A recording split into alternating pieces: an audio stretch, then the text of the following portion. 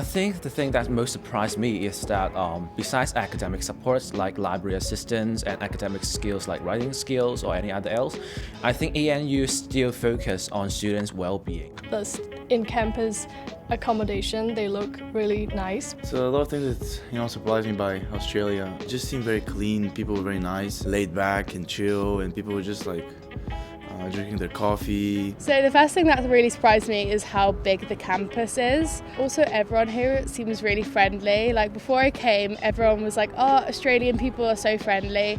Here it's really true. I think they're pretty much the same, but just that the students are more active in class. Maybe they'll just shout out their questions. They're really different. They're way smaller. For my home institution, the science course in my home institution will separate the theoretical part and the practical part. But in ANU, it is combined together. My home university is a liberal arts college.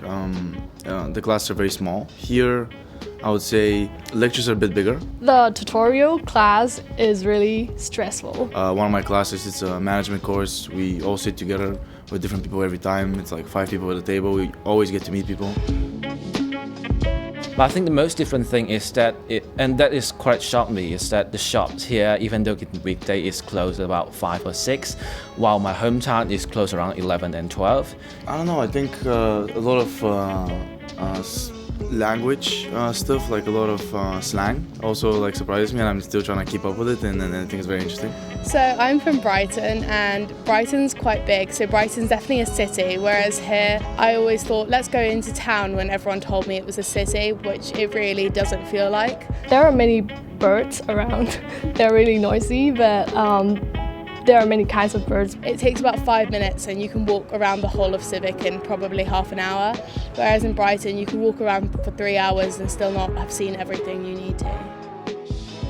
People are not really wearing masks outside, so even though I still wear it, but it's mainly because of the cold. In Singapore, it used to be quite the deal, but now in Singapore people just wear it indoors and public transport, stuff like that. But here, it's just so lax, and I really like it. I think people are just used to the fact that COVID can be endemic. So back home in England especially, all the COVID restrictions have disappeared. Like there's absolutely no COVID restrictions, no masks, nothing. Whereas here it's very much you have to wear a mask, and some lectures I'm in they refuse to start unless everyone's wearing their masks.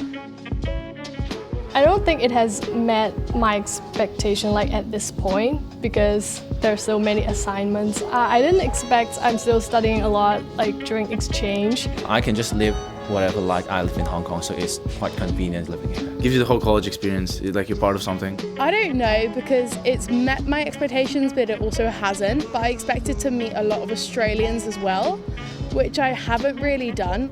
I think thus far, it's met my expectations in that I think it's a place that I fit in.